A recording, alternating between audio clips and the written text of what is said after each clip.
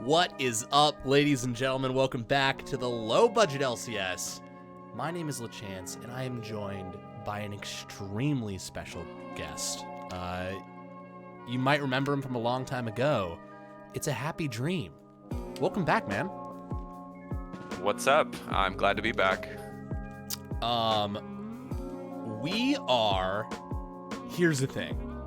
Let me fucking square up straight with you guys as an audience. We're still waiting for one team to show up. So Happy and I were just talking in the background, and we're just gonna keep talking.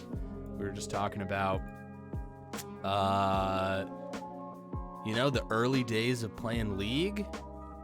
Me and my buddies just started playing Smite for some kicks a couple of days ago, and we were talking about those first days of playing this video game, which like we understand League so well now. Like, it's crazy how much we know about the game, and going to a game like Smite just for kicks has been such a blast. Of like, every ability is different. I don't know why I'm losing, but I also don't care because I don't know enough to care. I don't know who's doing what right or wrong. And Happy, you're just talking about how what were you saying when you first started playing League? There weren't. Yeah, like I started playing in season 1 and there was not a lot of these like data sites, so it was hard to know like what was good or not. So it's very fun to just see, like, you would load into a game and be like, oh my god, I've never seen this champ before. And it's like when I first started playing, I'd only use like the free rotation champions because they were a lot less generous back in the day about like earning the essence for champs. It took forever because they wanted to. That was like basically the way they made money before they had all these cool skins. Yeah. So it was pretty cool to like, just try a new champ. Be like, oh, I hope like next week, they would like advertise it on the client. Be like, next week I hope like Lee Sin is free, for instance, or Talon, so I could try these champs. And it was cool. Like you'd look at these champs in the store, be like, wow, I wonder what this guy does. Like, and you go on YouTube and like look up a video. But it wouldn't be until you actually got to like play against them. And also like ranked was not as popular. Right. So we played a lot more like blind pick. There was no draft normal pick. It was blind pick or ranked. That was it, right? So it was like, played a lot of that. It was cool. I do miss that. I also miss that. I think just as you become, when you start like a new game or as you become better at a game, you start to get like a lot more invested if you win or lose. Kind of what you're talking about with Smite, where it's like, well, I'm not going into the game expecting to be the best. So right.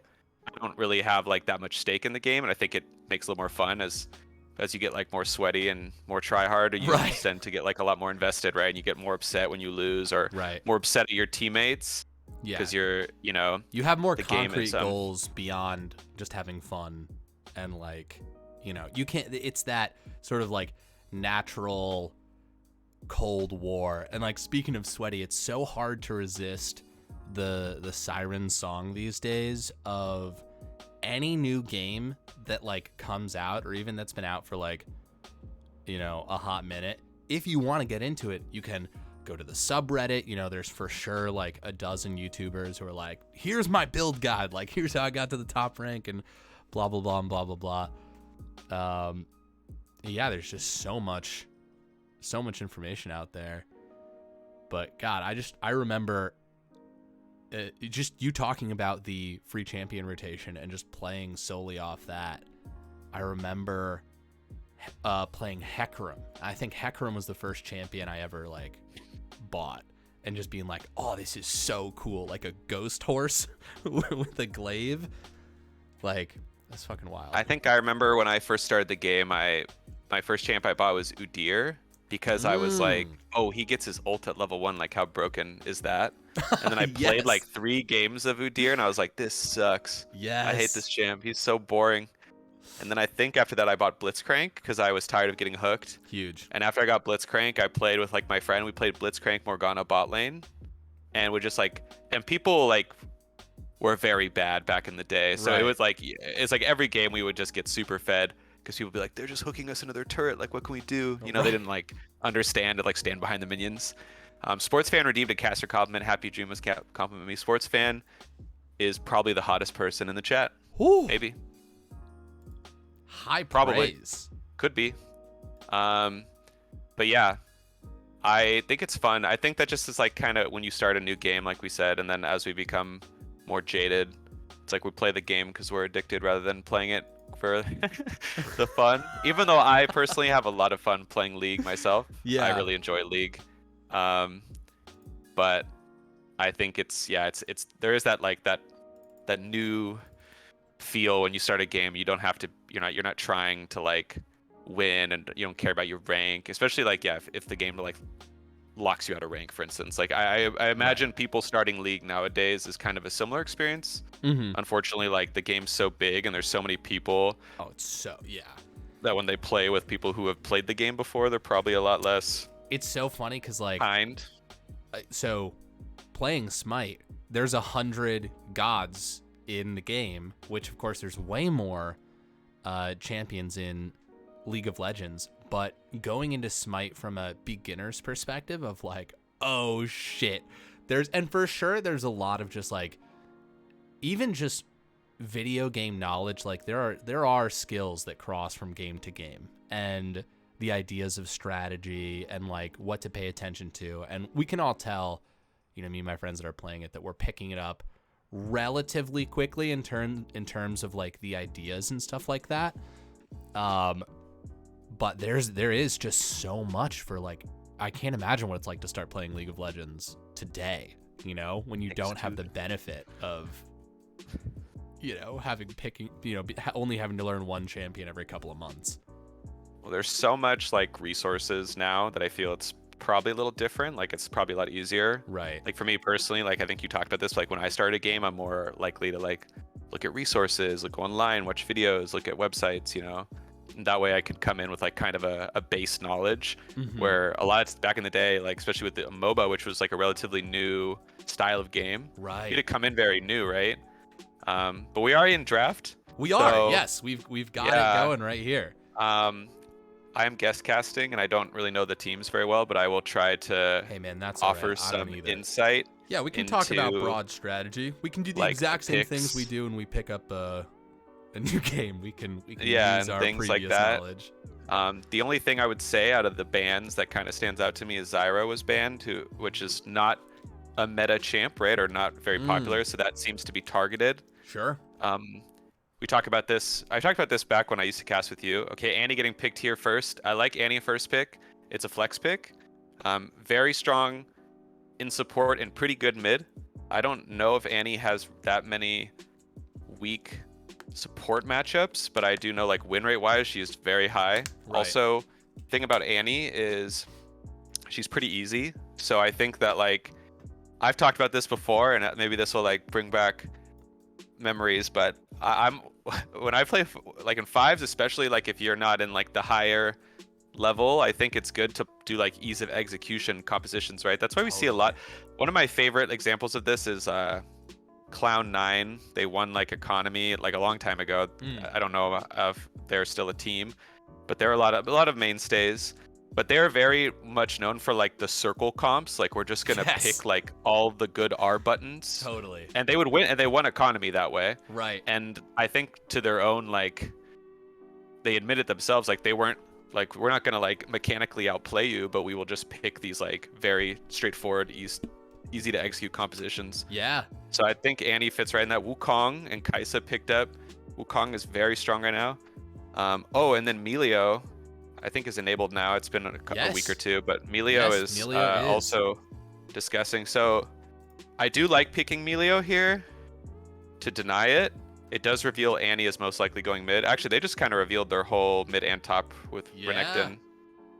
And then Gragas coming in. In like draft theory, you have like flex picks, right? So what PC has done is they've kind of showed their hand a bit, because Gragas normally is like a jungle and then like a soul lane flex, so he could go mid or top, so that hasn't been revealed. He can also kind of be flex to support, although I imagine the Annie matchup probably sucks. And then the bans coming in, they have a Rammus ban here, which is really interesting. That looks like a targeted ban to me. And then Cassiopeia, not like meta, but very strong right now. And that seems to be another targeted ban, potentially. Jinx coming in. Jinx Melio is just like a very broken combo. Jinx is like the strongest AD in the game, I would say, right now, especially with the Melio range buff, plus like the healing and the shielding and the cleanse, and then Sylas. But yeah, like I was saying, I think these like ease of execution comps, I really like them because like I even think like regardless, no shade towards anyone, it's not like it has nothing to do with like the level of play. I think just in general, you have to, these dragons like kind of pull everyone towards them as the game goes on. So just picking these like strong team fight comps is usually like a pretty safe bet. Right. And so Blitzcrank picked here, and that still saves the Gragas flex. So Gragas go mid or top, which I like. I imagine Gragas will go into her next, and I think that's a good matchup for Gragas actually. Ooh, a Mumu, another circle champ. Yes. I love it. Another Clown 9 staple actually.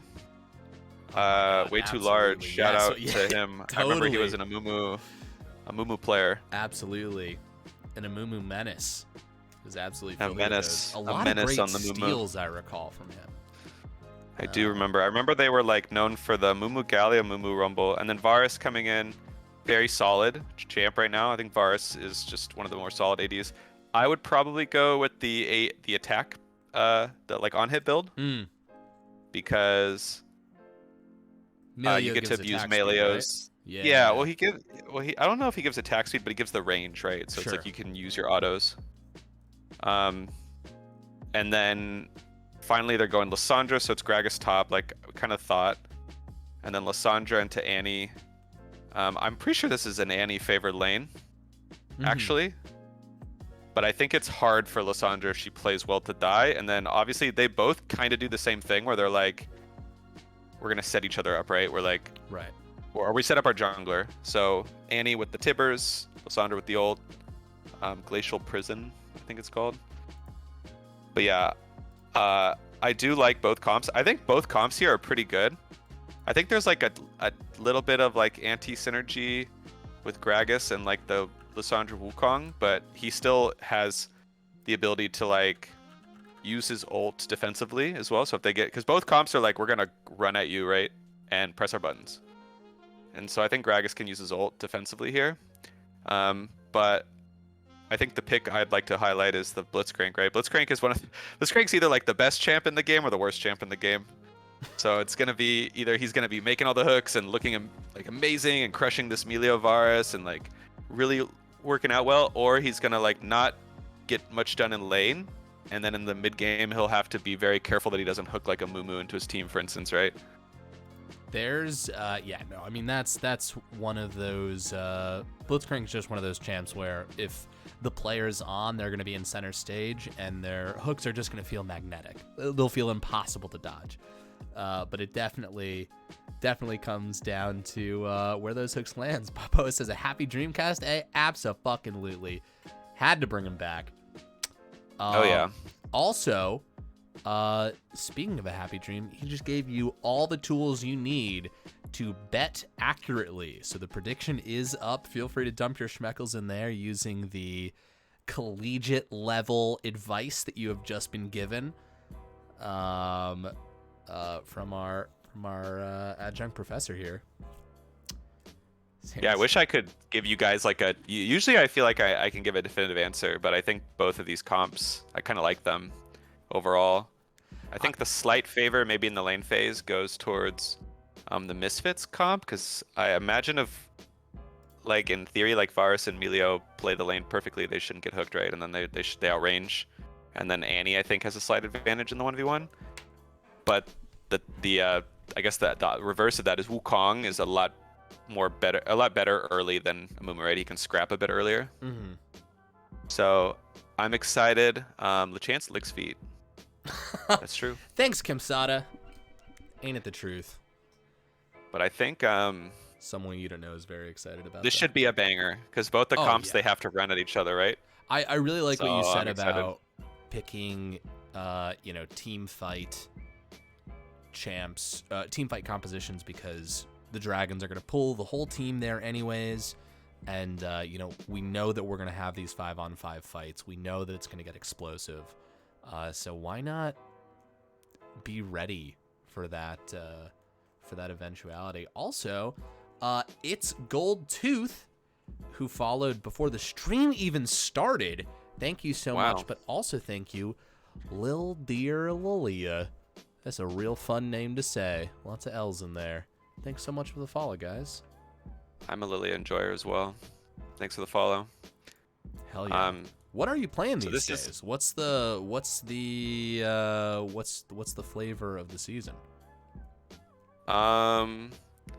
So I've just been playing my main role of mid, and then I'm just like a dirty melee mid abuser. I play like Yone, Silas, these type of champs, but I actually have only played like one melee champ or two, I think, in my LBLCS season so far. I've been playing a lot more for the team. That's kind of you. Yeah, but we're undefeated right now, which is cool. Nice. I hope we can continue that streak. That's great. A lot of our cool picks are getting nerfed, so we'll see if we can come up with some more clever strategies here. But I think, I think mid lane right now is a bit weaker than the other roles. So I personally think, like, especially in fives, you should probably play for your jungle and play for your bot lane, because the AD carry is quite strong. Mm-hmm. Annie, Lissandra. That's why we do see like champs like Annie, Lissandra, right, in pro play even, because you're facilitating the AD carry. Mm-hmm. But yeah, overall, I've just been enjoying the normal stuff. I really liked Aurelion Sol. I think he's nice, yeah. Cool. He's one of my favorite like champs design-wise. Not like gameplay, but like aesthetically. He has like 20 minutes of voice lines, and it's just him like talking shit to everyone and being super sassy. And he's a big cosmic dragon. He's super cool. And then they like reworked him, and I feel like the rework kind of exemplifies like more of like what a cosmic star forging dragon should be, right? He like makes a black hole, he rips a meteor out of the sky, like instead of the little dots. So I do I have been enjoying him a lot. I really have been enjoying Cassante a little bit. I play him mid. He's just fun. I don't know if he's like that good mid, but he's a fun champ. Mm-hmm. Yeah, I think like I kind of like the meta where it's at right now. I think there's a lot of stuff you can play actually. I do think like pro play has been a little stale, but we've kind of been showing in our games that there's a decent amount of variation, I think. Yeah. And I think drafting right now is very fun. There's a lot of cool flex picks, so you can like kind of hide stuff. We didn't get to see it that much. We saw Gragas, but I feel like Gragas, we kind of figured where he was going. But you can pick things in an order that like makes it very hard for your opponent to know what's going on. I'm excited to see Melio in action. I haven't really seen much Melio. I feel like he's banned a lot in my games, or if he's picked, it's hard to kind of tell what he's doing maybe while you're in the game. Yeah. Yeah, this will be maybe the second time I've seen Emilio. I think he got into one or two of my games so far. But definitely has been suffering from the classic, if you don't know what to ban, just ban the newest thing. The newest That's toy. Usually like a safe bet, right? Totally. They listen. At the end of the day, this is a business. They want you to get the new thing. They want you to have fun with it. And then they'll sort of go about addressing whatever problems that has caused for the rest of the game, But, yeah. Emilio's only like a week and a half old at this point. Yeah, and he did get nerfed like on day one. Oh my god. He is. I went in practice tool and played him. One thing that you can do that I think is like pretty gross is at level 2, your W, you can take so I think I see a lot of Melio starting Q in lane. I feel like that's incorrect. Okay. When I watch like the high elo Melios, they always start to shield. Okay. And then with your shield, because you have 2 charges, and your W, if you put your W down while you're in like a trade with the AD carry, and if you're good enough at like timing your shield between the W procs, it procs 3 times. Every time your W heals AD carry, they get like the enhanced auto from his passive. and I haven't tried it with like an 80 carry, but just in practice tool with Melio at level 2, you can do like 450 damage over the course of like getting 5 procs, and that's a little bit more with an 80 carry because it scales off whoever's using the passives like AD. That's a lot of damage at level 2, right? That's like a health bar almost. Yeah. So you can like, he has very gross early game damage, and then I feel like his, or was that what got tuned? No, that I just did this yesterday. Fucking that was yesterday. It was even more. It was even more before actually. All right, guys, hot tip: get out there, start fucking people up with Melio. Jesus. Yeah, his level 2 is very good, and then also you can do like the Annie trick. So like Annie, if you have 3 charges, you can like throw your Q, and while it's in the air, you can like press your shield, right, and then it'll stun when it hits. What? Yeah, that's like I had no idea. That's like one of the only like high level Annie things, right? But Melio can do the same thing. Sure. So if your 80 carry is like autoing, like while their auto's in the air, you can throw the shield on them, and then it will like proc his passive midair, so you can get more damage and poking, which I think is pretty good, and it procs his airy. Yeah, I have been playing a little bit of Annie. She's very boring, so it's hard to like.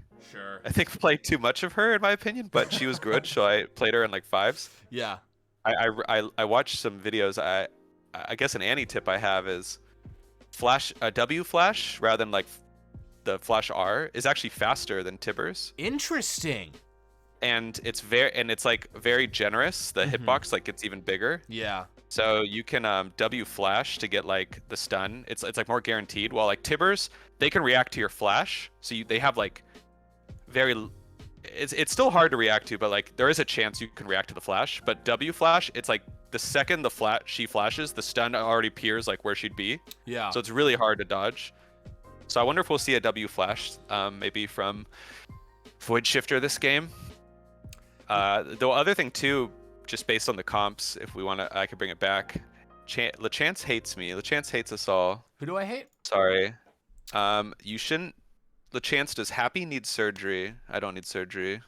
That's our that's our resident doctor, Sammy Two Slap.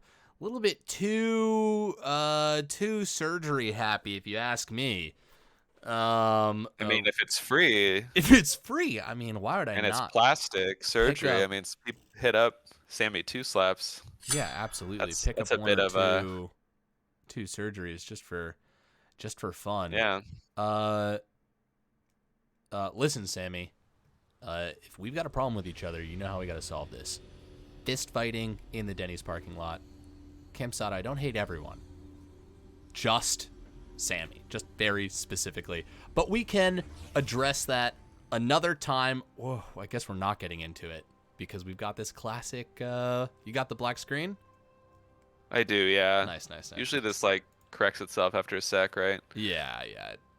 If you click a little further on the time scale. There we go. Yeah. Perfect. I'm at 8 seconds, 9, 10. I'm at 13, 14. If you just like, I'll just go all the way to the right. Speed up, yeah.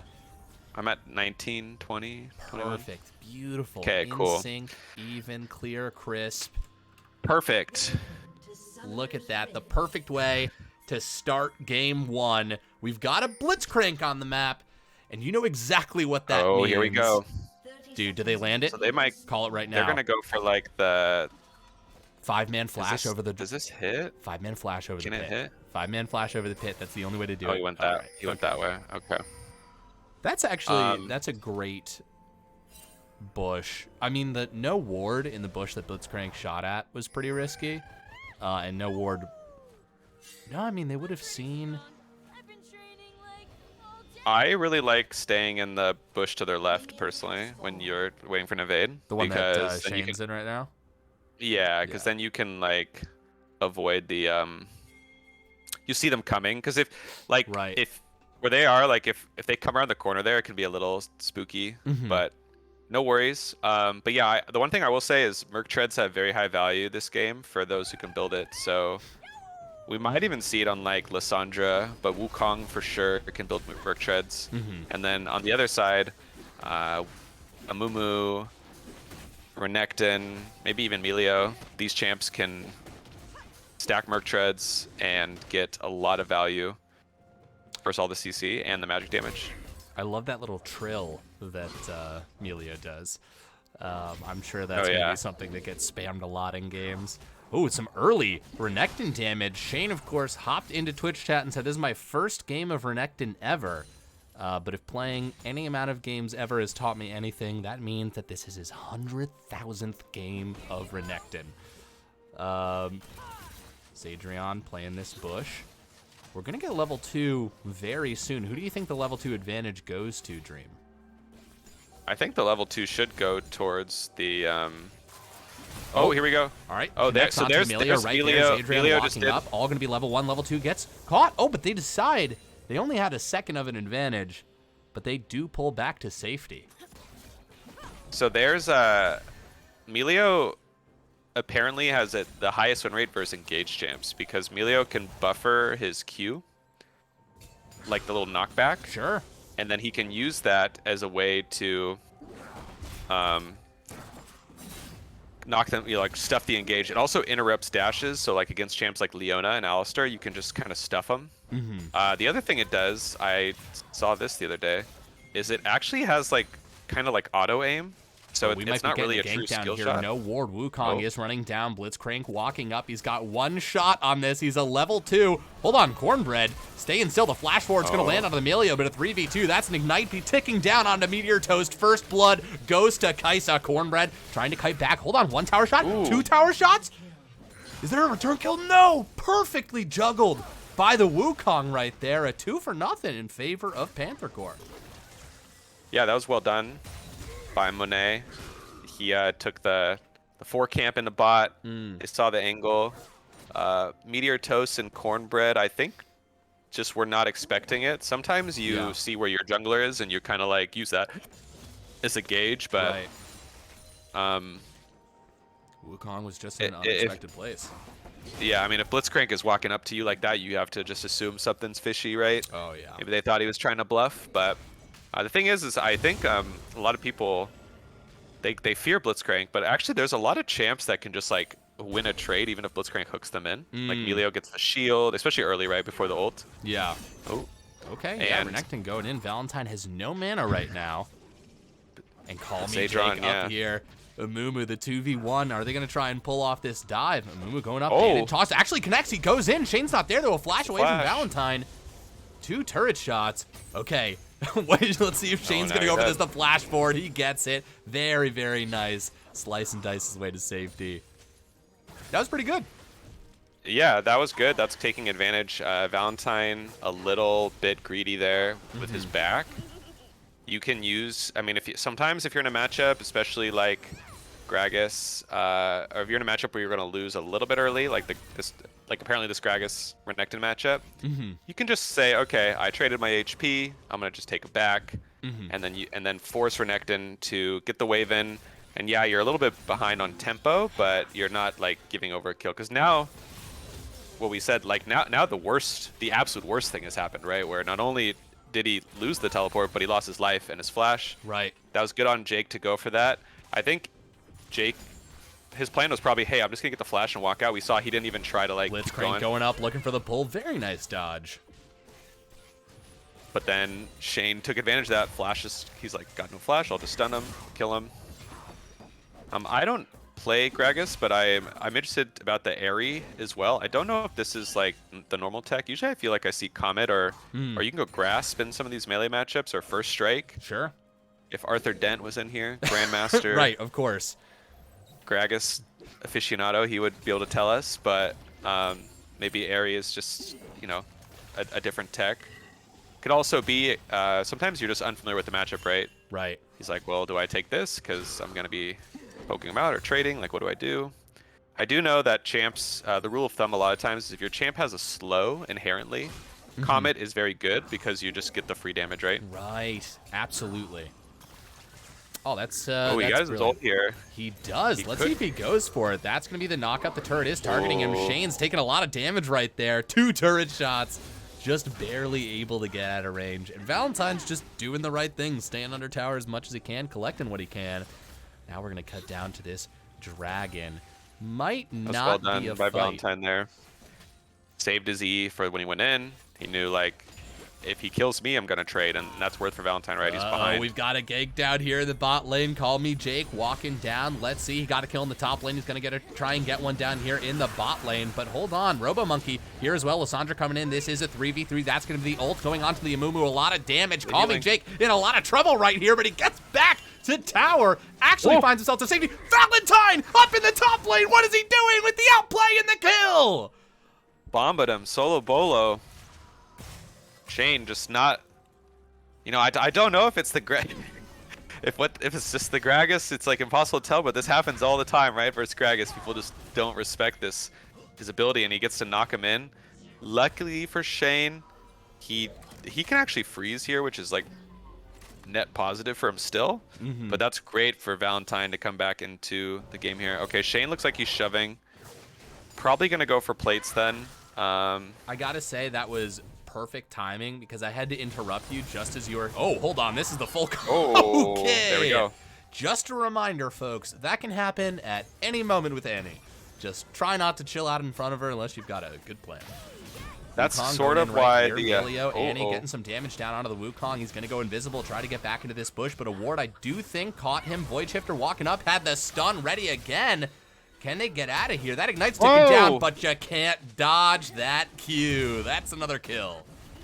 Okay, Void Shifter, you know, we've been focusing on the side lanes because of the action, but Void Shifter quietly running away with mid lane. Not only did he get the solo kill, but he's up almost 30 CS, right? That's a massive lead.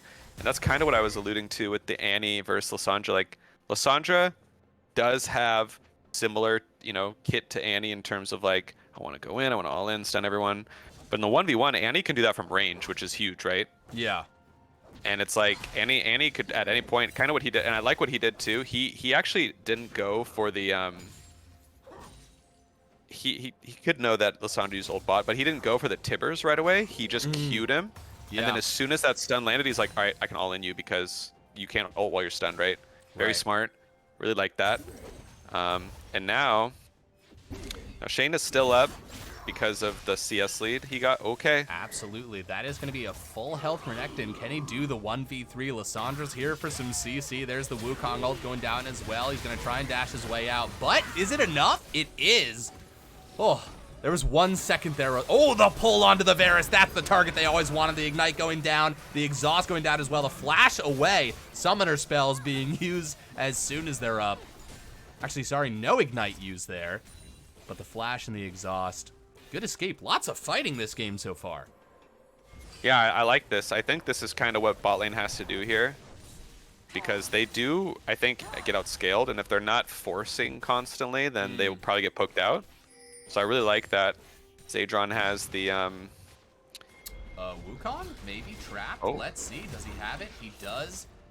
He is able to get over the wall, but he's got reinforcements coming right now. That's Scrying Orb. They've got full vision. They don't have ults though. Oh my god, so much damage from this Annie. You just can't fight him in a choke point right here. Valentine, now the target, gonna go golden as Adrian showing. Tibbers, hit the enemy champs, man. Oh god. Oh my god, they actually stole it. Robo-Monkey.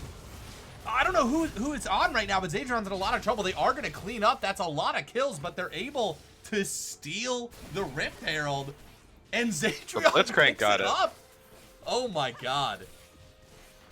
Definitely good that Zadron was able to like salvage that play. Yes. But really good for the side of Misfits here. Like obviously they're getting a lot of kills. This Annie is very fed and will probably be able to do a ton of damage this game. The thing about Wukong is he doesn't get like he was spec'd into getting like armor and health regen, right? That's like when he got reworked, and they actually like purposely a nerf they did a long time ago, like right when he got reworked, maybe I don't know how long it's been, 2 years, 3 years now.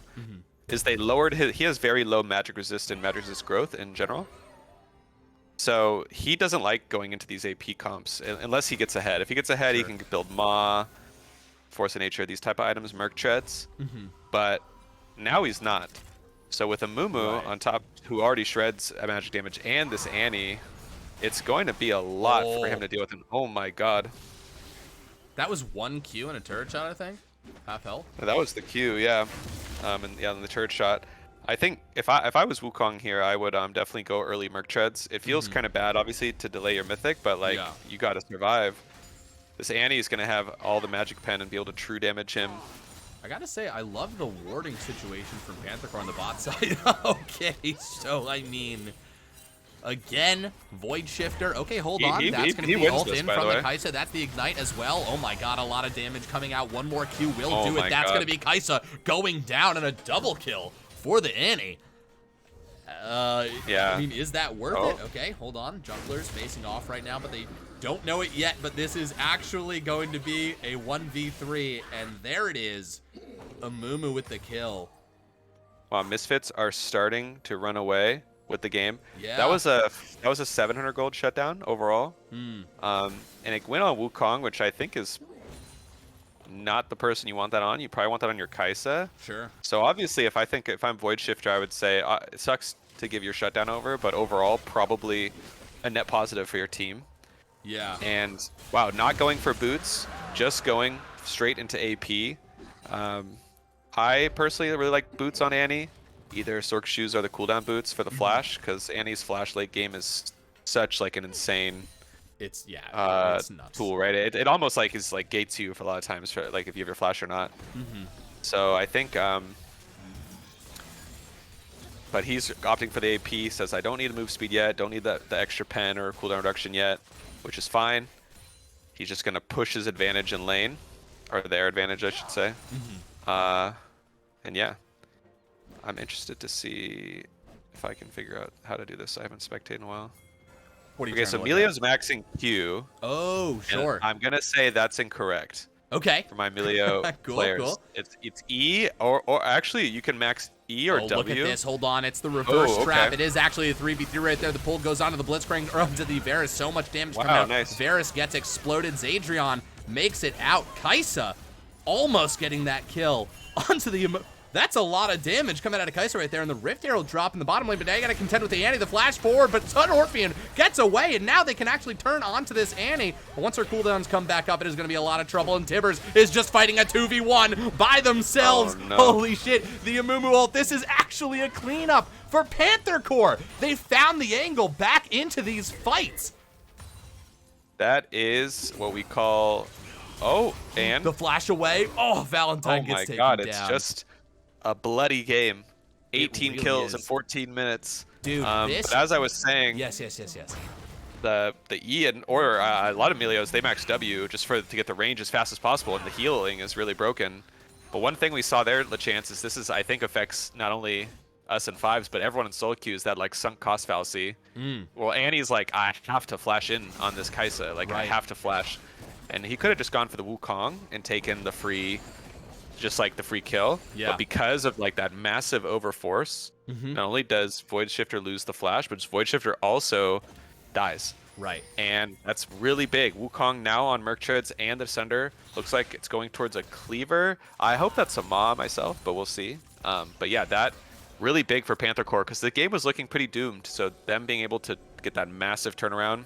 So this is actually the second time that Panther Corp has pulled back this game. There was like a less noticeable but still significant earlier lead where they were down like, I think it was like 3-0, and they were able to come back with some creative kills, some outplays in the top lane with Valentine, some nice picks. Oh, the pull over the walls. Adrian misses it by just a hair, and that is just the Annie damage, folks. Oh my god, Tippers beat his ass. The 1v1, not even a contest.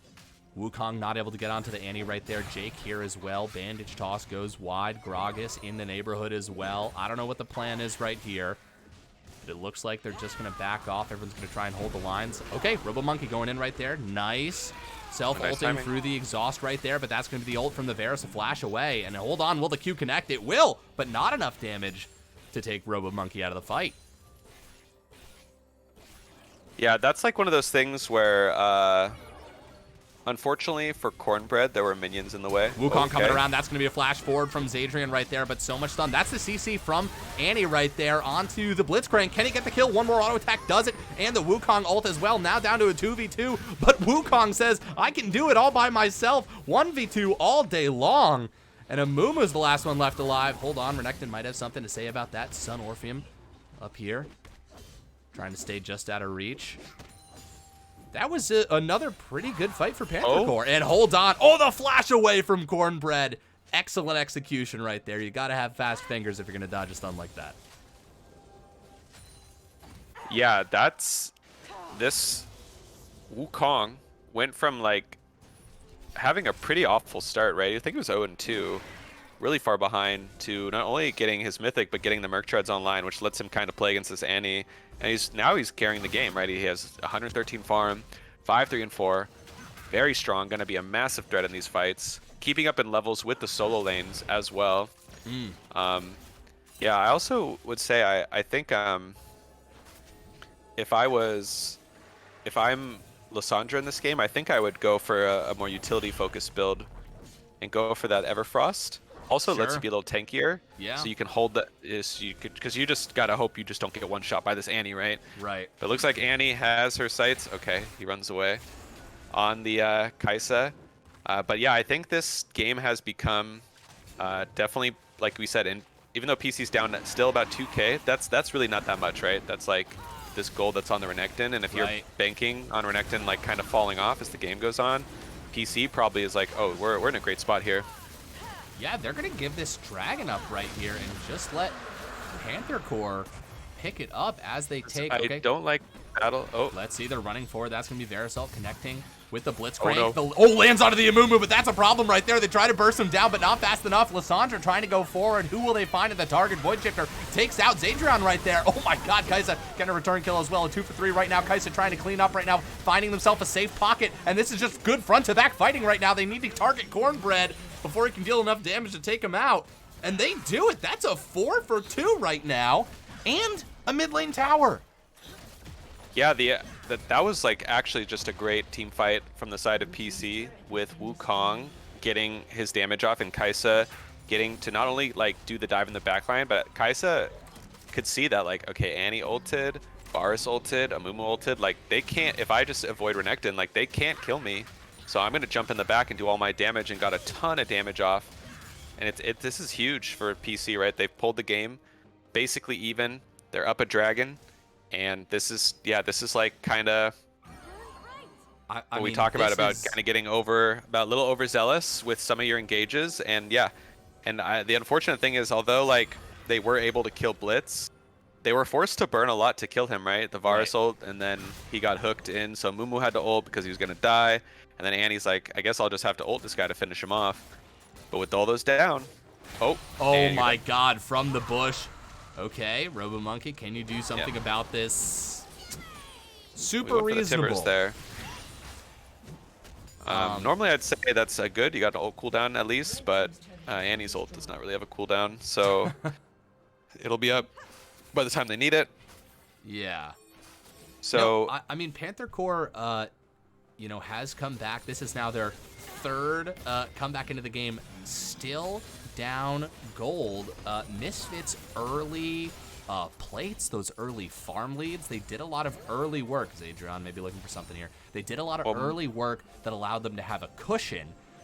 Will it matter? We'll find out, because I do think that Panther Corp has been pulling off these team fights just a little bit closer. They've been making magic work on a budget. And as the gold draws nearer and nearer, we'll see what they're going to be able to do once the arms race is evened out. Yeah, there's a massive... Oh, nice hook. Flash forward, absolutely cracked right there. Lands onto the Amelia, will go down. Blitzcrank earned that kill, and he got it. Good for him. Renekton flank, though. He is going to pull back. Mona goes in. No. That's going to be the Amumu ult as well. Void Shifter here. Lots of Annie damage, but a flash away from the Wukong. He lives for a lot longer than I thought he would. Now some damage coming down on the Call Me Jake. Renekton is here to be the front line. But a 2 for 1 in favor of Panther Corp so far. I wonder if they'll be a little bit cautious of Annie ult, or maybe they won't respect it because they saw it down in the bot lane. But Annie does have the ultimate hunter, I think, plus just the ult's natural low cooldown. Yeah. But yeah, I think a lot of the lead, if we look at the gold, is just in top and mid, right? Like both are up. Yeah. Mid up about 3.5k. Oh my god. Kai'Sa sensing exactly what was going to happen. Bot up about the same amount. Okay, Valentine has flash. Yeah, Oh no! punch. Oh, it doesn't land in the way they need it to. Just a little bit out of range, unfortunately. That would be, I think.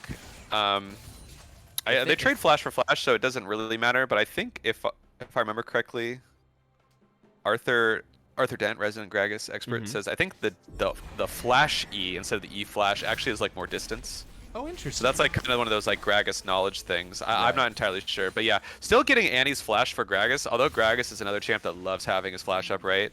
I think Annie's flash in this game probably more important, right? Absolutely, okay. Zadrian walking up. We're gonna have another team fight right here. Amumu is gonna be in the front line. That's the Sandra CC that lands onto it. Wukong making their way into the back line. They cut Amumu down super quickly. And that's going to end the fight right there. Even Renekton, who has a flank angle, is going to pull off now that that other front line is gone. So, another thing I just totally spaced on, because I guess he's new, Milio does... Oh, the pull over the wall. Nice. Just to let him know that he's got his number. Milio does have a cleanse, right? His ult is a mass cleanse. Right. So him being able... Like that could be like potentially a game-winning ability in these team fights, with especially with like Lissandra. If Lissandra goes on anyone, Emilio. Oh, look at two separate traps being set right here. Void Shifter trying to catch up. Now, potentially, between the rock and the hard place, I don't know what's the hard place and what's the rock. Wukong maybe in some trouble. Everyone's just a little bit split right here. They're going to turn on to Renekton. The pull goes out. Kai'Sa's going to reposition. The Varus ult landing. It's going to jump to another target, certainly. That's going to be Varus going down. Now Wukong, the next target right there. But they do get the Annie, and now they can turn on to Cornbread with Lissandra ult. And in the back line was Kai'Sa. Now all they've got to do is clean up. Oh, shit. Wait, somebody just got blown up in a bush. That's going to be Amumu. Finally going down, 5-4-0. Happy, did you catch what happened in that bottom bush? Did somebody die down there? That was Tibbers just chased Wukong down, and like as it died, Wukong, like I think he thought my Q would finish it off, and he hit Tibbers and then just died at the same time. Oh fuck. So Wukong has the cleaver, building towards Ma, has the Hex Drinker. Panther Corp have successfully tied the game in gold, but they are way ahead in tempo. I think they could say that this game is definitely now theirs to win. I think like it's a little rough. Yeah, the issue is this is the Blitzcrank effect, right? Like there are champs, you have to respect it, and Zadron is doing, you know, he flipped the coin on Blitzcrank being godlike because he is hitting all these hooks. He's finding the picks. He's finding Milio. He's finding Varus. He's finding Renekton. He's finding a lot of these champs out of position. And it lets them start the fight man up. Dude. And Milio is an enchanter, right? So enchanters tend to be a lot more effective if they can stay up and get multiple rotations of their spells in fights. But Milio dying right away is really allowing the Panther Corp here to win these fights. I gotta say, it is still crazy though that after 24 minutes, and I think we can reasonably say Panther Corp kind of soundly winning the last like 4 or 5 engagements. Panther Corp is still down by 200 gold. That's not a lot of gold, right? But that's still wild. That's definitely going to be a flash forward onto Cornbread right there. They are going to catch the Varus, and with the Wukong, who the first knock-up won't land. It's actually living for quite a long time right here. Meteor Toes giving him heals and shields, and I think that was a heal as well. Holy shit, Cornbread gets out! I should have been way more excited about that. Really, really amazing escape. So that's the Milio right there, right? The W heals, the E move speed. Also, we talked about this earlier, but to go back, because I've been given some knowledge, another reason why you don't max Q on Milio is that cooldown actually doesn't go down. It's just 12 seconds flat. Oh. So you don't get any, you'll just get damage on it, but the damage is kind of bad. Right. So, but yeah, that was like the Milio effect, right? Where and what kind of we said the Chanter got multiple shields, multiple Ws. Yeah. Like if that's in a team fight, it could be bad, right? Right. But yeah, the kind of talking about what you know, giving Panther Corp all the props in the world for coming back, but the main reason the gold is still like slightly in the favor of Misfits is the lane phase for Misfits was just better, right? So superior in every way. Absolutely. They won. They didn't win bot, but bot definitely had the most action, but mid and top handily won their lane. Oh yeah, in CC and kills. Ooh. Valentine maybe in a little bit of trouble. That dash going actually towards the enemies right now. You got nice. The Annie, but a nice Gragas barrel, really forcing them to take their time with it. That was a great buffer on the Amumu. Oh, look at this though! Cross-map play. This is the bread and butter of League of Legends. Something goes awry on one side, go to the other side of the map, get yourself an objective. Now, isn't Inhib worth Baron? What are your thoughts? No. Okay. Never, in my opinion. Like, Inhibs, you can, because now, like, here's the thing. You can, like, maybe it slows the Baron push down, but Baron is gold.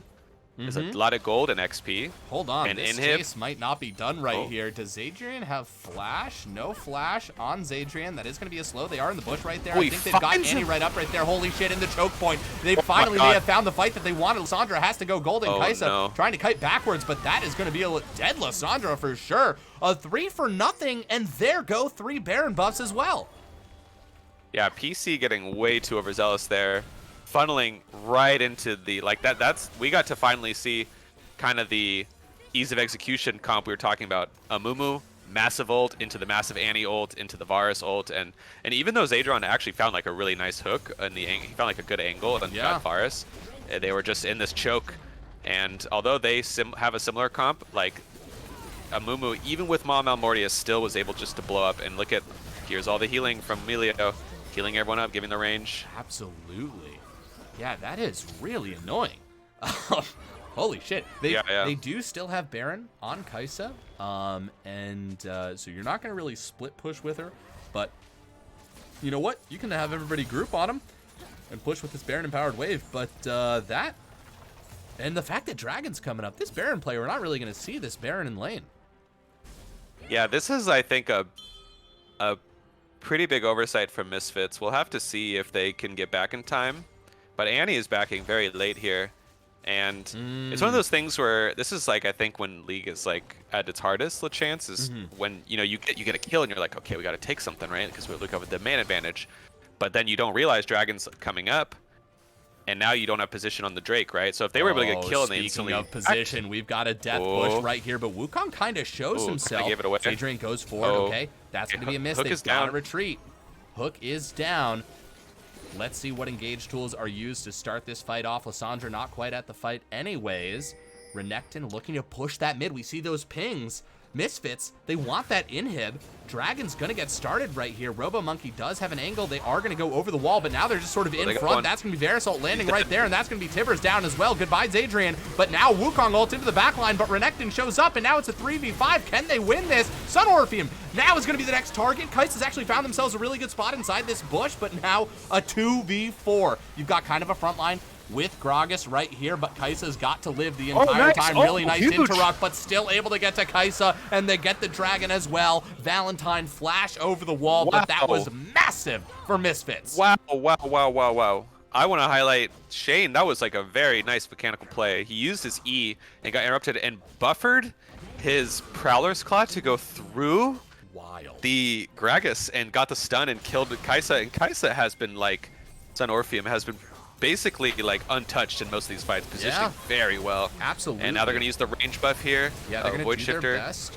Oh, wow. Can they do that outside? Well, hold on. This turret going down really, really fast right there. Cornbread got a lot of damage. Wukong coming here as well. They need to do something crazy, but Shane looking to end the game right here. Can RoboMonkey stop them? The Ignite going down, but the CC misses. Void Shifter's going to get taken out, but Shane finishes. No, Shane doesn't finish it! Gets stopped by RoboMonkey at the exact last second, and Panther Core's hopes still live. Okay, so if you're a Misfit, you're still thinking we're good. There's not much for them to get on the map. They're like, at most they'll maybe get a tier 2 here, but you got open Nexus, both inhibs down, we're able to stop the soul from getting taken. Baron is up soon. You got 2 minutes, but you'll be up in time. And it seems now that they've kind of found like, they've found the solution to their problems. And this is kind of, again, the Blitzcrank effect, right? Where it's like when Blitzcrank's on, it works super well, but when he can't find the hooks or find the angles, then he is not very useful in these fights. And they're able to kind of group up, not get hooked. And Zadron has been playing really well all game, but the last 2 fights, like, he can't find the angle, or actually even the fight before, he kind of did find the angle, but they weren't able to capitalize. Yeah, they were a man down and in a choke point. Yeah, exactly. And now it's looking rough. Zanya's on Annie too. Annie can play a lot more aggro. Annie also having flash is huge. Big scuttle pickup there, by the way. That was a great fade away from Kaisa with the Q to get it. That's actually huge, giving you the vision and the move speed. You can see when they're doing it. Also, sometimes just having the scuttle is like kind of a deterrent. Hold on, look at this Renekton angle right here as well. Adrian's going to be cut off. Valentine goes golden, but that just lets him get caught by the rest of the team, and they've got the damage to burst down Valentine right there. Sun Orpheon trying to trade. Lissandra, hold on, coming around the corner right here. I think Jake was thrown for a loop there. Yeah. Gragas kind of delivered him into Kaisa, and he didn't ult right away because I think he was like, oh shit, I just got knocked. Right. I don't think he realized like what was going on. That was almost terrible. He still was able to get his ult and trade for the cleanse. It looks like, I can't tell this picture. Okay. Lissandra's not really here right now. Sun Orpheon trying to walk up right there, get the kill, dive super deep. Actually, Cornbread's going to be the one to clean it up right there. Gonna go forward. Look at that. Just so much damage from the team. Lissandra into the back line. She's gonna get Cornbread. Actually, the Nexus is open. I don't know if they realize that right now. They're gonna take the time to blow up the Lissandra. Wow. And Misfits, in a game of comebacks, has come back from the game that the other team came back from. Game 1 is theirs. Yeah, that was really good. There was a lot of good plays being made by both sides.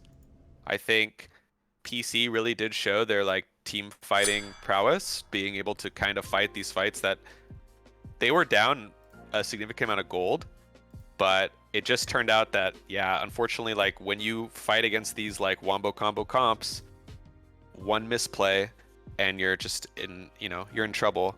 I liked what I saw. I think in terms of like, game lobby is full. Hold on one sec.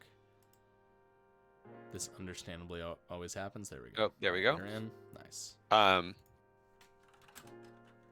think overall it's PC just need to kind of look at like what could we pick differently in the lane phase, right? Like that's kind of I would say the biggest falter, because I would say if PC like didn't kind of bleed out mid and top in the early game, they would have been in a massive position. They're winning fights from behind, right? Yeah. They played these fights super well. Yeah. So I think that's something you can definitely look back on and be like, okay, well,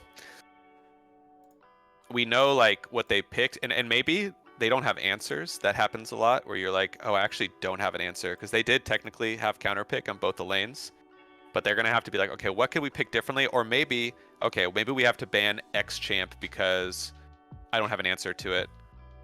But yeah, I like that. And then I really think that they need to be aware of like this Shane Void Shifter combo. I'm so sorry.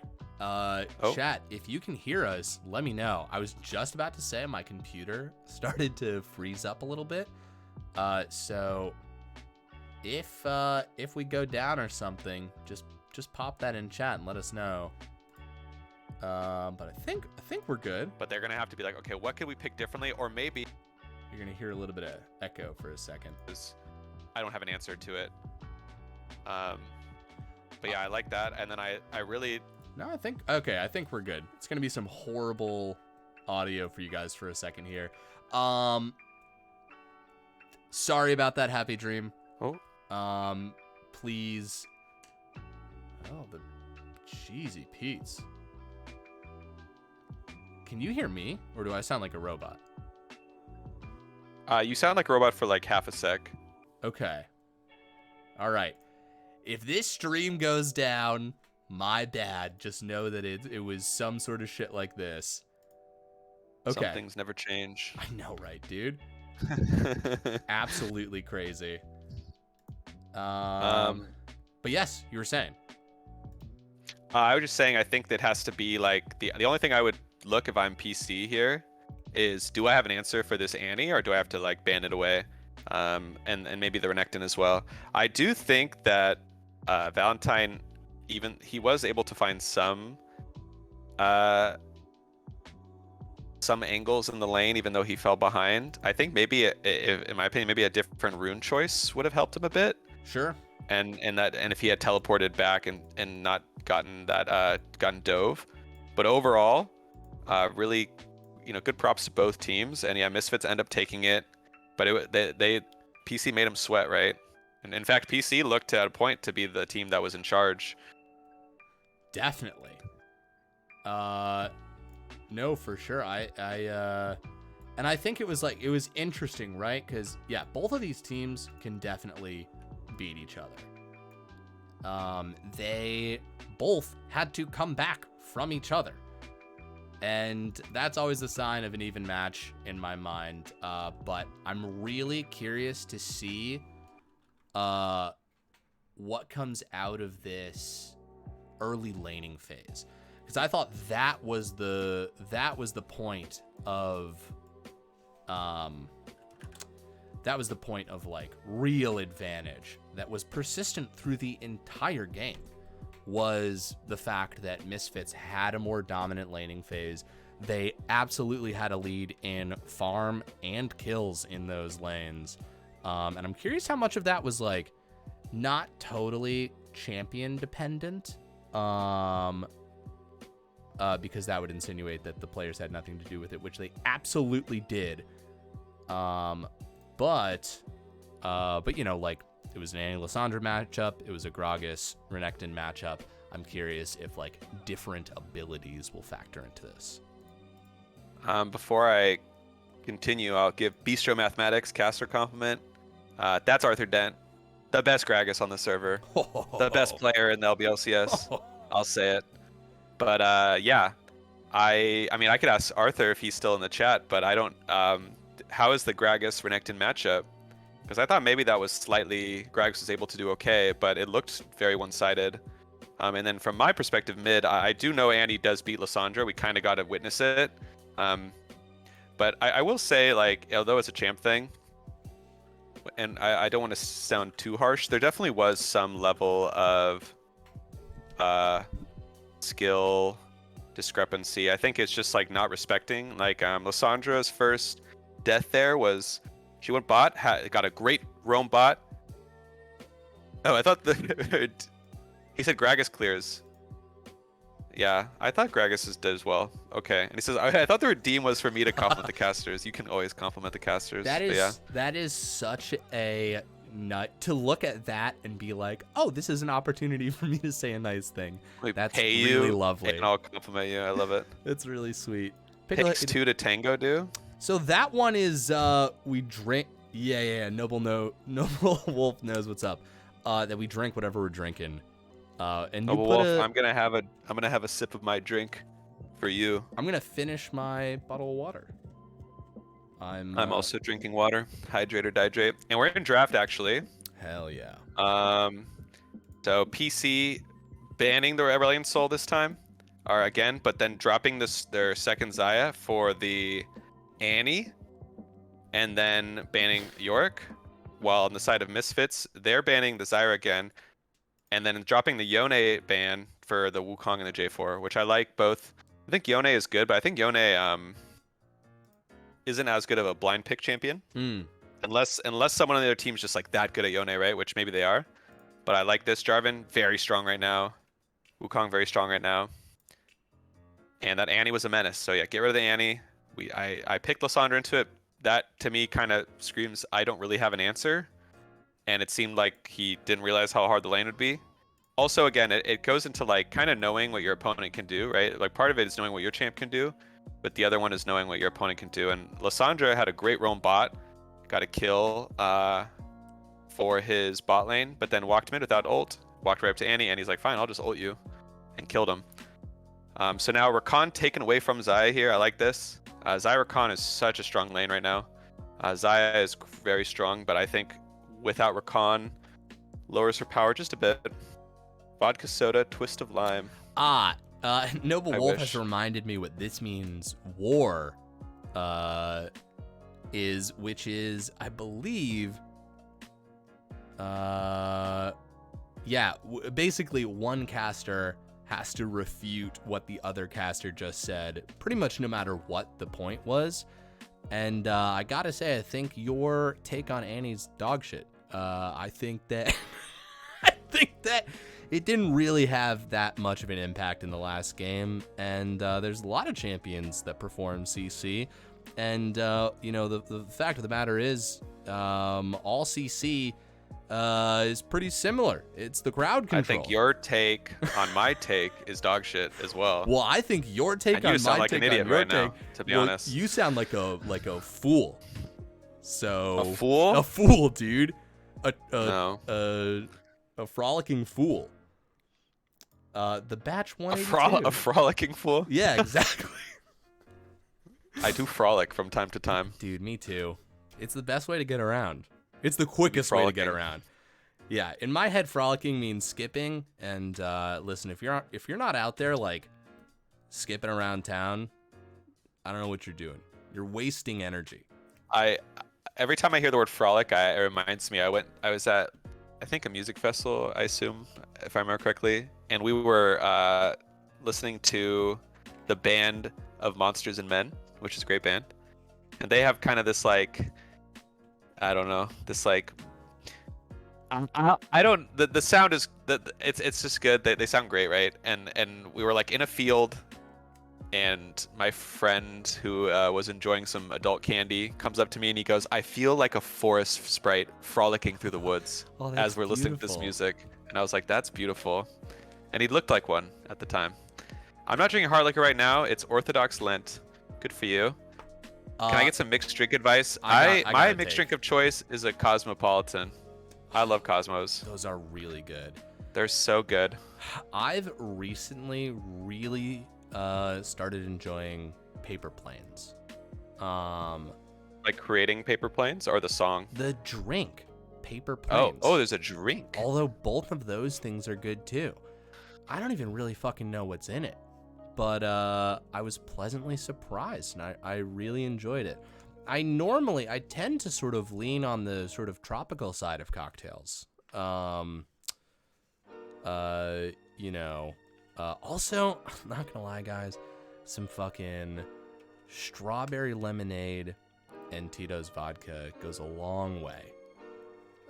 Paper Plane is bourbon, Aperol, really, Amaro, Nonino Quintessencia, and then a lemon juice freshly squeezed. That sounds pretty good. All right, well, it's delicious. I will try that next time I go out. Please let me know what you think of it. Early prediction for playoffs. I don't know any of these teams, so I cannot give you. There's a lot both of these teams seem pretty good, so I will say both these teams should make playoffs, hopefully. I gotta say this: your best bet for real prediction advice is to check out our incredible. Hold on, let me make sure I get the name right. Are you talking about the write-ups that are happening? Those are cool. Yes. I was asked if one could be done for our team, so I'm excited to read it. But I was looking at some of the other ones. I really like it. I like that they're doing this. I think it's Press Yeah, it's on the Press channel. It's the Press Corps. Yes. The Press Corps, which started as a joke, by the way. I just thought it would be funny if I gave myself the tag of LBLCS Press Corps, but it's real now. There are people who are writing articles, people from our community, who are writing articles about other people in our community. So check out that channel. There's some fucking sick shit going in there. And I'm going to start the predictions. Yeah. So we got everything in. This is a very interesting draft. So Misfits, this is kind of, I think, the like almost reverse of the last draft, where Misfits were able to kind of like, they showed their hand early, and because of that, oh, never mind. Wait, yeah. But instead of PC kind of countering themselves, they picked like actual counters. So like Mordekaiser historically is a counter to Alawi, because if Alawi ults, you can ult her, and then in the Death Realm, she doesn't have any of the tentacles that she spawned. And then I think Swain is okay into Yone, but I do think Yone can, or I think Swain is like favored into Yone, but I feel like it's one of those things where Swain has to play it very well, or Yone can kind of run away with the lane. And then I do like the Udyr into a Mumu matchup. Udyr can just bully a Mumu out. He's super tanky, has the CC reduction. And then I think bot lane's kind of like a handshake, probably slightly favored to PC. So I think PC, like overall, like at least in the lanes, should be doing really good this game. They definitely took, like we were talking to heart and be like, okay, well, what can we like, let's not set ourselves behind. Let's pick strong lanes, and then we'll use our really strong team fighting to try to find a lead here. So I'm a little bit more happy with this comp. Although I will say, the Misfits side does have, I would say, like the ease of execution still, with like the Amumu Rakan Wombo combo with Swain. PC is like Mordekaiser and Alawi are kind of similar in the fact that they're like not traditionally great team fighting champs, but Alawi can, if you can get to objectives quick enough and you can set up your tentacles, Alawi can be kind of a menace. We'll have to see. I'm pretty excited to see how this one goes. Again, these teams gave us a very bloody game, but there was a lot of good plays. A banger. And I want to see. And both of these teams have an incredible will to win. You know, they were both behind at various points in the game, and they crawled back from the edge. Yeah, I'm also excited to see Zadron on the Alistair here. He was kind of one of my highlight players, and although they lost, I feel like he did as much as he possibly could do on the Blitzcrank. And I do think Alistair has a really cool role in this game, where he has Rakan, but more importantly, Swain and Amumu. If he can find good headbutts as they go in, he can like Swain, for instance, if he gets headbutt away, his ult will dissipate, right? Because he's not hitting anyone. And then Amumu, if he can get a good headbutt away, he could like really stuff an Amumu engage. And if that happens, I think PC definitely have a better chance of winning team fights. If both teams just run each other and like bang their heads together, I do think that Misfits have a slight advantage in like a full 5v5. But there is a potential to outplay. Also, Xayah, just this champ is too hard to kill, right? With Cleanse, Gale Force, Ultimate, super Flash, super hard to get onto, super hard to kill. And I do think Sun Ophanim played really well I have no idea how to say that one, but they did play very well last game. Yeah, and on the Kai'Sa, and Kai'Sa definitely is a lot less forgiving in my opinion. So I'm excited to see how this goes. But yeah, we get to see this Yone that was banned. RoboMonkey did have a very... Oh, wait. Yeah, sorry. RoboMonkey did have a very rough... I was thinking it was the other team that banned it, but no. RoboMonkey did have a pretty rough game last game, but he gets the pick that's banned against him, so he gets to have his redemption, right? This is like this is one of the better feelings in League, where it's like, oh, you banned my champ, you let it through, I'm going to show you that you should have banned it, right? And we'll get to see kind of what goes on. But yeah, Monai, I'm interested to see how he paths. I thought his Amumu, he had a very cool early game gank, and then just kind of got unlucky or outplayed, however you want to say it, and fell behind, but then was able to pull it back. Udyr is a champ that I think if you can get ahead on in the early game in jungle especially, you can run over the game, right? You can bully the Amumu off his camps, run in, like get away. It's hard for people to track you down, especially like they don't have the best lockdown. So if Udyr times his like upgraded E to get out of the Amumu CC, like Swain will have a hard time catching up to him, Rakan, etc. Caster compliment from DShot29. You're handsome. Hold on, I got this one. I would kiss you. All right, yeah. That's beautiful, actually. Oh wait, no. You gotta compliment Happy dream has to come, maybe. Oh hell. Okay, give me a second. I have to make up a word that hasn't existed. Your flinkle is beautiful, and I love it. Wow, their flinkle's beautiful. Your flinkle, yeah. You have the cutest little flinkle. That's real genuine tumulus of you. Oh, thank you. Of course. Absolutely. Unless that was just like a mean word. Unless it was a mean word. No, that was a good one. That sounded nice, but you never know. Genutumulus? Do you know are there any words that sound sweet, but they're actually just like mean? Huh.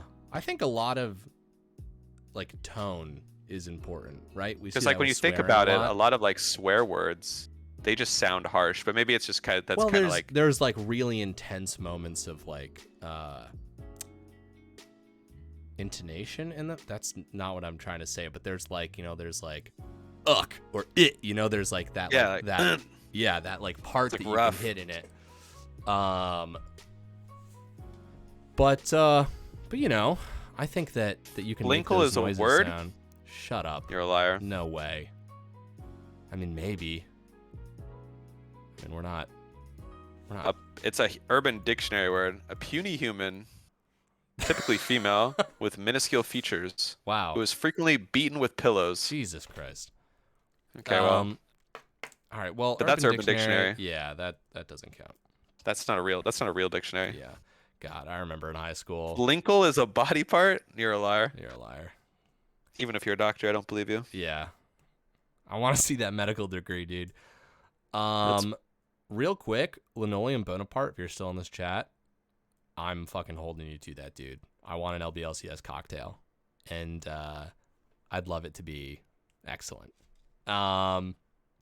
I'd like you make it like sweet. I was just gonna say it that. doesn't. I feel like it doesn't kind of fit.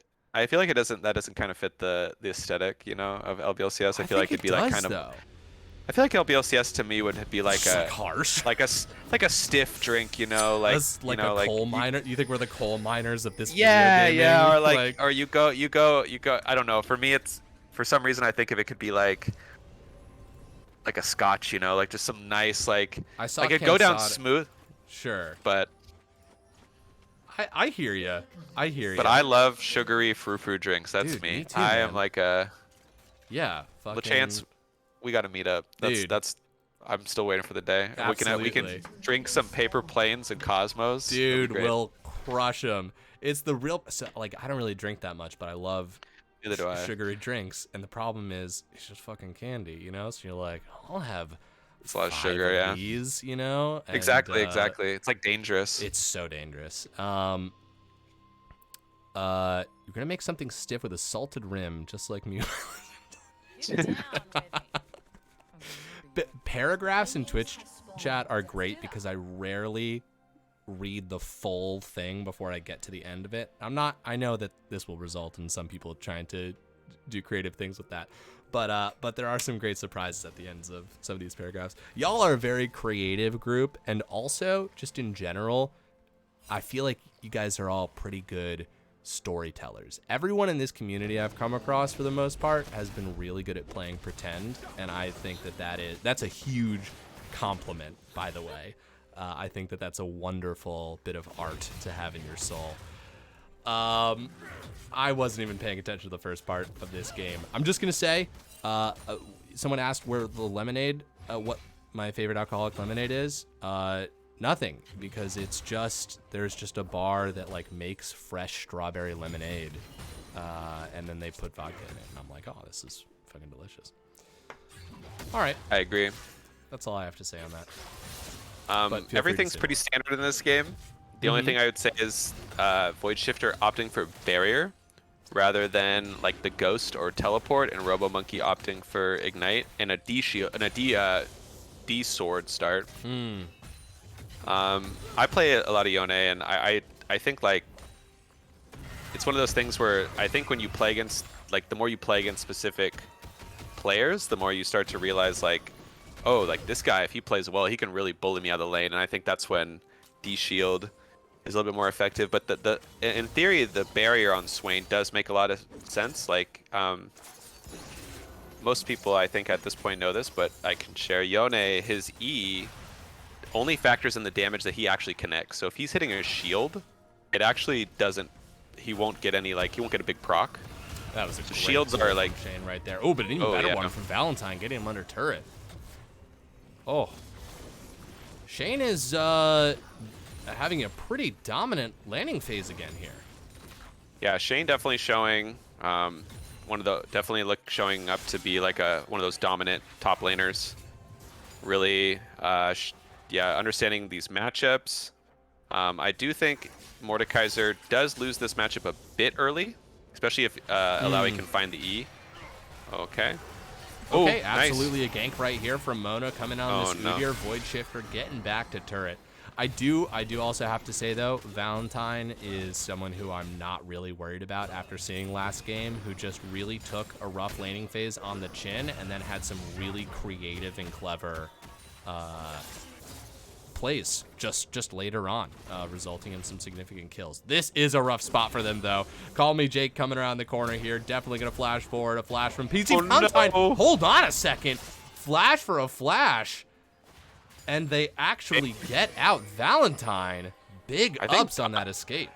Yeah, I actually thought Jake played that so well. Yeah. But he just I think he just kind of fingered it, maybe. Yeah, like, because he flashed first, and he actually held his Q, which is really smart. He's like, I'm going to flash, and this guy's going to reaction flash, and then I'll get the Q. But I think, again, this is kind of what he did last game, where he's like, all right, Shane, like, you're getting your own lead. I'm going to get the flash for you and make it so you are, like, in such a good position. And Valentine actually opting not to teleport back here. Interesting choice. I guess he thought, I'm not going to get the wave. I'm going to save TP in case something bad happens. One thing I'll say too. Right here going in does get the knockup on Meteor Toast, but I mean, this is Rakan. Hold on with the re-engage as well. Lots of damage coming out of Cornbread right here. Flash is being burned. They want it. A fatty wave going to get shoved into lane, but for the most part, they survived. So one thing I'll say too, and this is kind of to build off your point about Valentine, you know, doing his, like, trying to find angles, playing this weak side.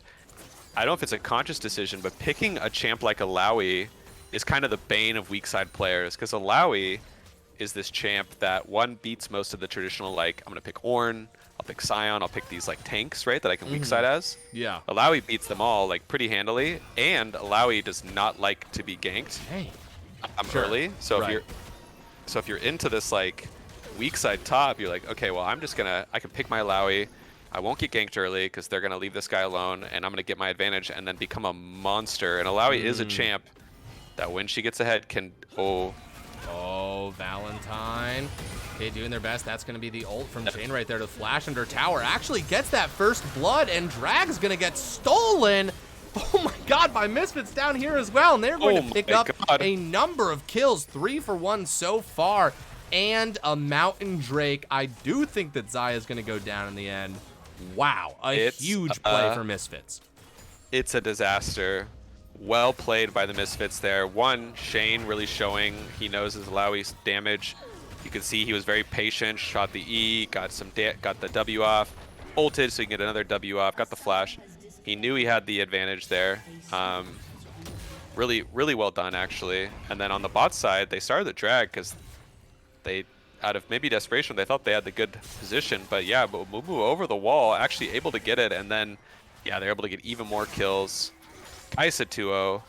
Cornbread definitely liking this game a bit better than the last one, where the one lane that PC did definitely have the advantage in was bot lane. But now it's looking like it's, again, another top lane performance by Shane. But now the Misfits bot lane is in a good position here.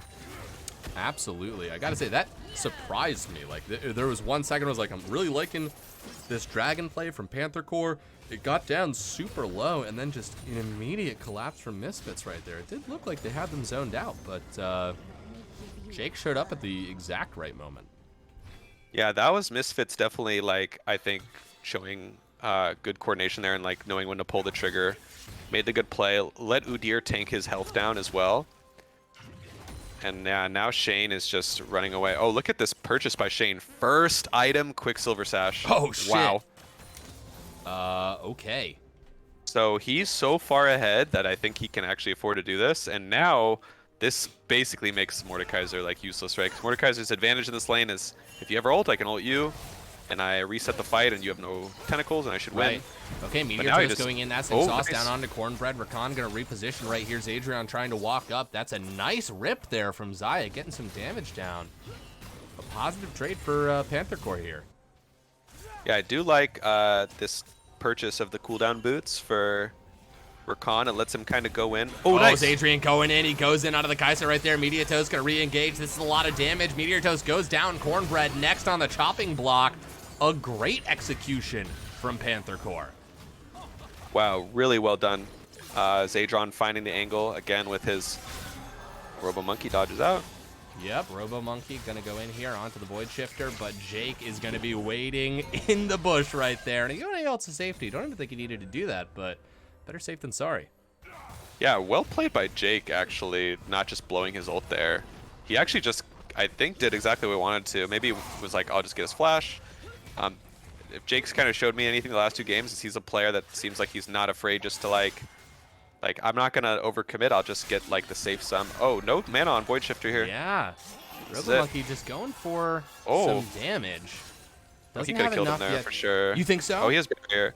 I mean, he has barrier and flash, but he could have definitely autoed a couple more times with the lethal tempo and ignite. Sure. The pop is really strong. The thing too is he can have his barrier, but if the damage came out before barrier, then the proc will still do a good burst. But yeah, that was definitely, I think, his angle there. Again, he might have been Jake, once again, third time in a row, showing up to where the action is, and Zadrian. Oh my God, wait, he wants to come back in. He's gonna flash forward. And oh my God, he gets it. Can he pick it up?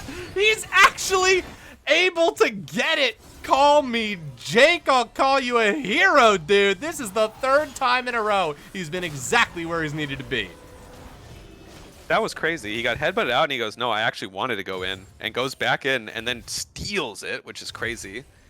I don't know if Monet He's a thief. This is the second game. This is the second objective that he's stolen. Dragon was a steal too. Monet had no smite, but that was just well done. Yeah, that was really well done. I don't think Zaya's in any real danger there, but there's some good faffing around. Lowy should leave top tower as long as possible and never let Mordekaiser play. I don't know if I agree with that. I think if I was Alawi, I would just get so far ahead that you could just bring them into you. You can create a lot of pressure in the bot lane. I don't think Mordekaiser ever will get to play this game for what it's worth. I think with the QSS especially, it's really hard. They can pretty much, they're in a position where they kind of have to use themselves to like remove somebody else from the fight. Yeah, Mordekaiser will have to do like the sad Mordekaiser thing where you're just like, I'm just gonna ult and like kill as much time as possible. Rakan to like use it to cook and invade. Use it to get an invade. Absolutely. Okay. Void Shifter in a little bit of trouble right here. That's gonna be the flash away, but the very nice Yone ult. There's the barrier, but Udyr there, able to pick it up. Zadrian, okay, we find ourselves in a 2v3 right here. Call me Jake, look for the bandage toss. You know that would have hit, but a great Xayah ult from Sun Orpheum. Was good done by RoboMonkey. Held his ult until after the flash. Oh, wait, hold on here. Zadrian coming down. Great collapse onto these guys. A lot of damage coming through. Sun Orpheum getting some autos off. That's going to be a kill. Rakan goes down. And this dragon is up for grabs. Yeah, that was... this is PC. So PC's doing what you need to do. We just say, try your best to get some farm, and we're just going to fight away from this Alawi, right? Because we like... You don't want to salvage it. Like, there's no salvage to be happen. And then when the Alawi, again, not the best team fight champion. So if they can get to a point where the rest of the team is strong, then Alawi won't be that powerful, right? Right. But right now, Alawi is like by far the strongest character on the map. Nice. You were just playing Yone before these games too, so you are primed and ready for this. Oh yeah. Now he's doing it. Yeah, you can get a lot of autos in on Yone during that time. Remember, your E is like 5 seconds, so you have a lot of time to get damage in. Right. And again, if this is now like no barrier, no flash, Swain is very vulnerable.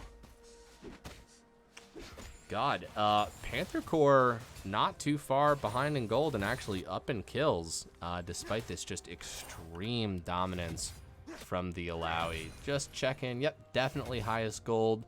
Yeah, all the gold's on the Alawi. The whole lead's on Alawi.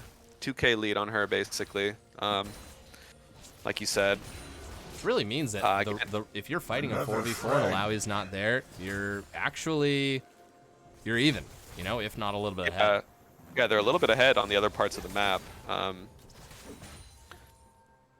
So this Alawi might actually have to abandon this hardcore split push because you're right, you know? Hey, listen, a skill in top lane is losing gracefully when it happens, and Valentine's just eating up time here. Yeah, Valentine is happy to have Alawi in lane. Yes. It's happy to this happen. Like, yeah, Valentine, it's not fun, but he has that he definitely gets, he's like, okay, I'm fine. If Alawi's here, guys, you guys can fight, and we're chilling. And Alawi, the teleport is just about to be unleashed. So now Alawi has an easier chance to group up. Look at this, God. Everyone is just going to bot lane all the time. Now it is going to be a 3v4 against Panther Corp right here. Ooh, nice. Okay, has Robo-Monkey actually hidden themselves? That's going to be the Yone ult, everything going in onto them. 2 targets they found right there, but do they have the damage? I don't know that they do. Oh my god, the return, the counter punch takes out both Alistar. Oh, hold on, Udyr though. Coming up right here, Xayah doing their absolute best to fight in this front-to-back fight right here. Meteor Toes so low, call me Jake low as well. Wait, they go down. Corp flashing forward, trying to get it. One more auto would do it. A smite gets the kill, and now it's just Swain versus Udyr. Oh my god, there, he's trying to get out of that. Okay, trying to get out of the AoE right there. Oh, Udyr's gotta run.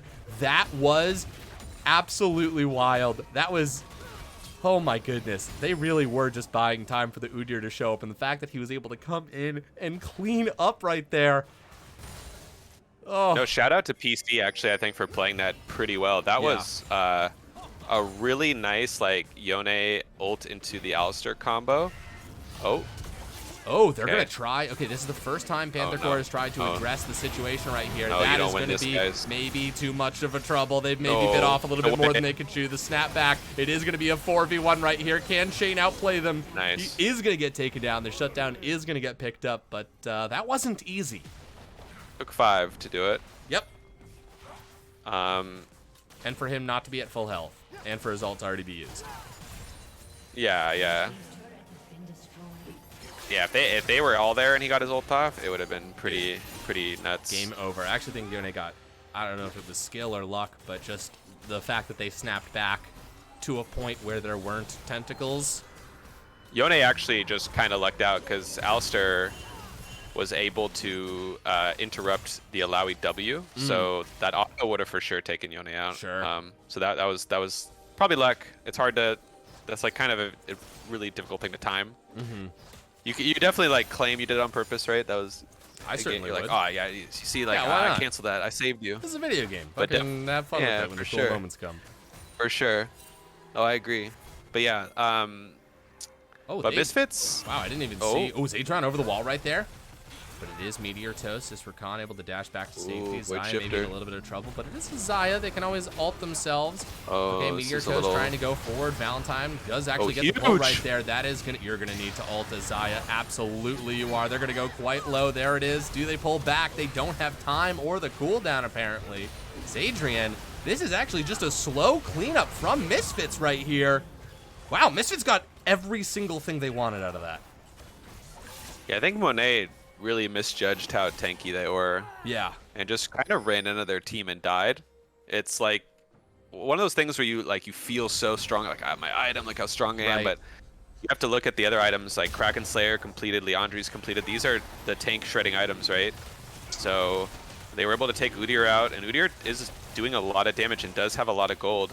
And with that, it's definitely hard for them to play. The other thing about Misfits comp Luchance is they have a lot of frontline. They have the Amumu, they have the Rakan to some extent, and then they have the Swain, and they're tanky champs, so they run in, and it's hard for Xayah to sit there and free hit.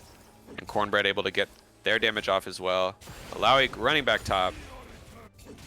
This is looking good for Misfits. It was looking good for PC for a second, but it looks like they are unable to find answers to the Beefcake comp here. Definitely not over. I think they'll just have to try to find some better angles. I'm really digging that Zadron just sort of feels like they've got their calling card in my mind is like old school supports. You know, you've got like the Alistar and the Blitzcrank, like getting some really nice classic time here. Shane finding themselves in a 1v2, a situation they probably are pretty happy about. That's the exhaust. Oh, they gotta blow him out right now. Blow him up. Jesus Christ. They gotta kill him right there. And they did. Got the kill. Actually, wasn't even really that close. That was perfect execution. Oh, yeah, they had Valentine the exhaust finding themselves in a 1v1 right here. Void Shifter, though. Is... Not sure if they are strong enough to take out this Swain. That's going to be Void Shifter getting the kill. That's the other issue here when it comes to when you have a player on your team that gets set this far behind, is unless you had another lane that fell that far behind, he doesn't really have anyone he can split against. Right. So he's like, okay, I'll go bot, get away from this Alawi while you guys take her down, which they did, but Swain's like, okay, well, I'll just kill you then. And able to show, I mean, the Swain is not weak, 5-1 and 3 now. Quietly just climbing up in kills, H team fight. Yeah. Gonna have their second item soon. No, absolutely. We're seeing two different lanes Very similar pushes happening right here, but it does look like Misfits are going to be knocking on the door of Panther Corp, taking out 2 towers to their 1. They didn't even get the tier 2 up top either. Right. They barely almost got it. Smart of them to back away. They didn't really see where anyone was on the map. They didn't want to get collapsed on. And yeah, Misfits doing a good job of pushing their lead. So now they're very strong. They are. This is a bigger lead than we saw in game 1 at any point. And they're definitely starting to flex it. There's still power on the side of Panther Corp, but it does have to be, they do have to sort of take uneven fights as best they can, like they did picking the Alawi. But once Misfits sort of catches wise to that, once everyone starts grouping, you know, what do you think, Happy Dream, that Panther Corp has to do when it comes to the 5v5 fight? Is there any hope at all? I mean, there's hope. I think they have to play more for like picks. It looks like Misfits are kind of grouping as 4 now, but we kind of talked about this before the game, that the team fight execution on the side of Panther Corp is a lot harder, right? Right. Like Yone, Udyr, Mordekaiser, these champs are like not nearly as good when it comes to team fighting as like Swain and Mumu, for instance.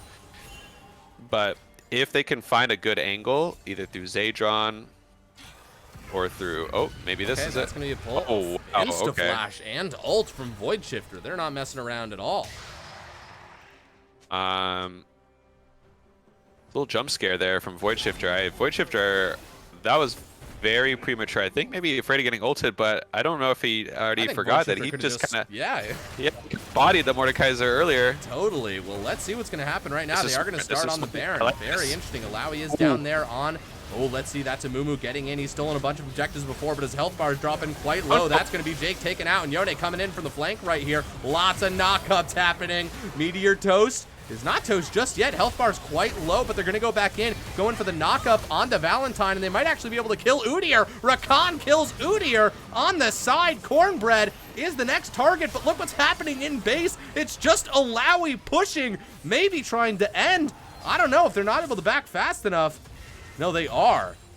And, I mean, what's your thoughts on that? A 4-for-1 is a good trade, but now you've got an inhib down. I mean, I think that's gonna be the best bet they can do. I think that was the correct play. You got Swain ult is very big. Swain is definitely way worse of a champ right without his ult. So they're like, we got his ult, his flash is down. Let's force them to come into us. Alawi's bot lane doesn't have teleport. Let's force. And that was about as good as it's gonna get for them. They were able to get 4-for-1. They lose the inhib, but honestly, losing inhib isn't the worst. Like, you do get gold funneled into you. Mordekaiser can just sit there and kind of permanently catch waves. Especially when his team Valentine gets the scuttle. That evens the ledger in my mind. Monet. Udyr's in a lot of trouble. That's going to be everything. Sun Orpheum trying to go up to the Citizen or choke point if they can get all the damage down. But look at that Alawi! That was a massive ult right there. The tentacles waging chaos, but it's not over just yet. Shane's still alive. Sun Orpheum's got to pull it back. Oh my god, one more auto, but he autos the dragon instead. Call me Jake. Holy shit, one more auto will do it. Is that a quadra kill? Is that a pentakill? Holy shit, Zaya gets a pentakill! And the Hex Tech Drake. What an absolute play for Panther Corp! Wow. I honestly, I thought there was no way they would win that fight. Alawi had a massive ult, had so many tentacles, but it looks like Zaya just able to kind of gun her down through the team fight while it was happening, remained like